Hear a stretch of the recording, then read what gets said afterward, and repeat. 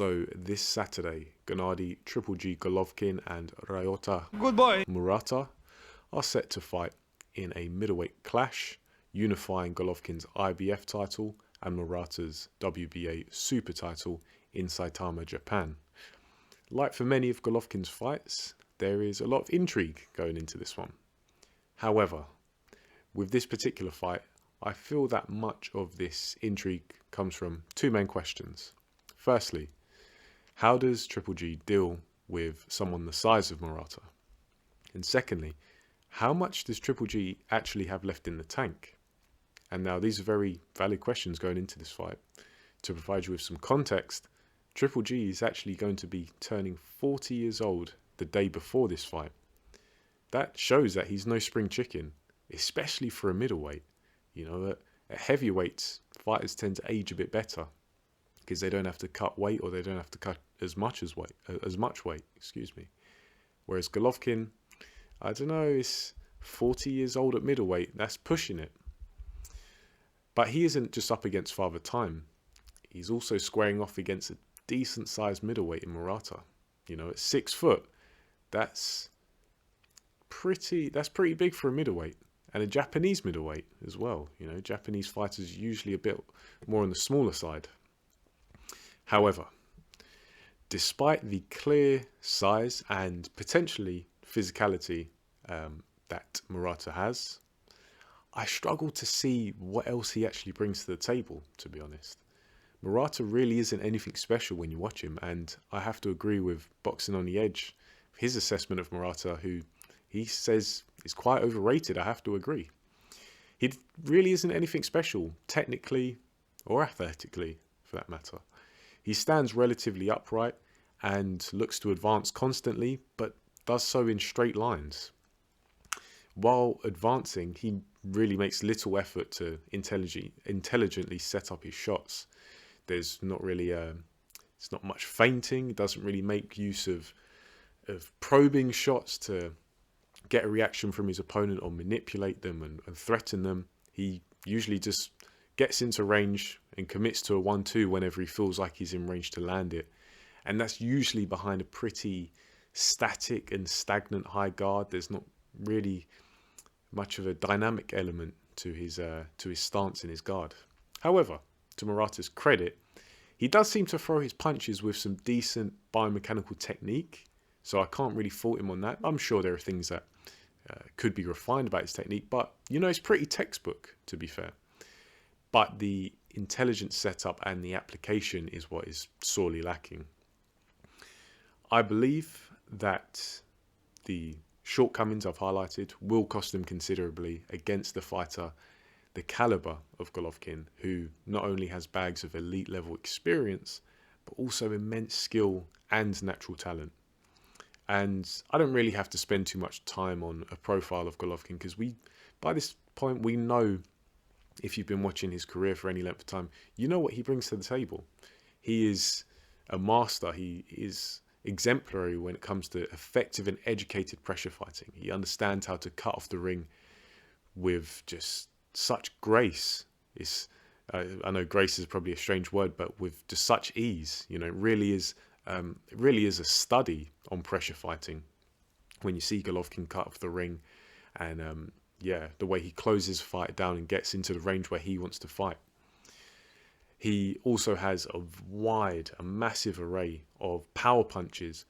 He can throw hard shots to the head and the body, hooks and straight shots, though he does seem to clearly prefer the hooking shots, though he does have an excellent jab that is a power punch in its own right. But not only does he have the power punches, but he also has the setups for those power punches. Often you'll see Golovkin, he'll maybe throw a throwaway hook to the head to bring the guard up and then go to the body. And then from there, or he can also do it with an uppercut as well. It just goes to show the diversity of his attacks. But he can just really mix those punches in together because he understands the mechanics. He understands how to control his body to generate that force. And it makes him very dangerous with pretty much every shot. You know, we've seen Golovkin take people out with right hands, left hooks, uppercuts, body shots. It's really a special fighter offensively, it has to be said. His defense, however, may not be the most consistent, but there's kind of this narrative that's been lingering around Golovkin for a couple of years, and that's that he has this non-existent defense. And I really do disagree with that. Golovkin isn't a defensive wizard. He has a subtle defense where he moves just enough so the punch might still clip him and potentially rock his head, and it's not the best look. But he doesn't take full-blooded power punches as much as people like to say. But I do agree that he is very offensively minded and sometimes maybe just lacks some defensive responsibility in some situations. And he isn't without weakness, of course. No fighter is. Every fighter has a shortcoming. He can be outworked. I feel like this is a much more considerable weakness of Golovkin, is you have seen in fights across his career where he's been outworked in instances, and he seems to just shell up sometimes under a high volume of punches. And he can look quite mechanical, and these two weaknesses are made even more apparent when he's in against a fluid fighter who not only moves around the ring well, but is able to let their shots flow. And I feel like this is, a lot of people after the Derevianchenko fight, they really tore into Golovkin. And I can understand why, because for the first time he looked vulnerable. He was clearly hurt to the body in that fight. But I do believe I think it's a two-part thing where Golovkin isn't the fighter that he used to be, but also the caliber of Derevianchenko. Because, look, Derevianchenko's lost a few fights, but he is still a top-tier operator with some very, very considerable strengths, some formidable strengths. You see the way he was able to take angles around Golovkin. He just had that extra bit of sharpness and quickness, and mobility wasn't as mechanical as Gennadiy Golovkin, and that seemed to really exploit Golovkin's weaknesses. However, Golovkin still did win that fight. Yeah, controversially, I did have Golovkin winning that fight legitimately, but it was without a doubt a very tough fight. But that being said, I can't personally see Murata being able to actually exploit these weaknesses of Triple G that we've outlined. I can see Golovkin actually being able to control Murata at long range pretty easily with his quite notoriously strong jab. And I doubt Murata actually has the IQ to adapt and work his way around it. Couple this with Murata's stagnant positioning and stagnant high guard. I think with his tall frame, he's going to be open, especially to the body, where Triple G can probably sink in some pretty heavy shots. Particularly, I want to maybe kind of flag this. I anticipate it's going to be a punch that will pay off for Golovkin, and that's going to be the kind of hooking right hand to the body. With a tall frame like Murata has, doesn't always mix up his guard, doesn't always have the most dynamic stance and guard. I do believe that that's going to be the prime target for Golovkin early in the fight, coupling that punch with the jab, really looking to break Murata down and simultaneously lower his hands, which will open up the head for Triple G to target as well. And you can probably see where this is going.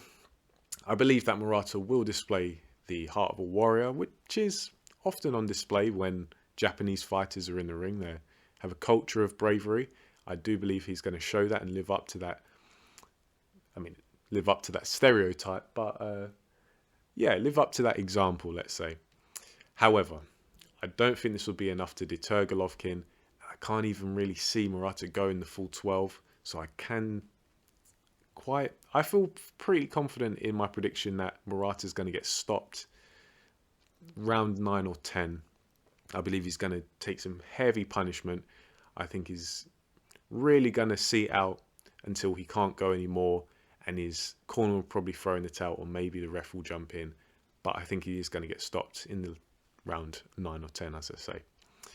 However, that is just my opinion. I'm no Nostradamus. Feel free to agree, disagree. Let me know what you think in the comment section below. Hopefully it's a good fight. And leave it down below. I'll get back to you. If you could like, comment, share, subscribe, that would be greatly appreciated. Thanks for listening, and I'll catch you in the next video.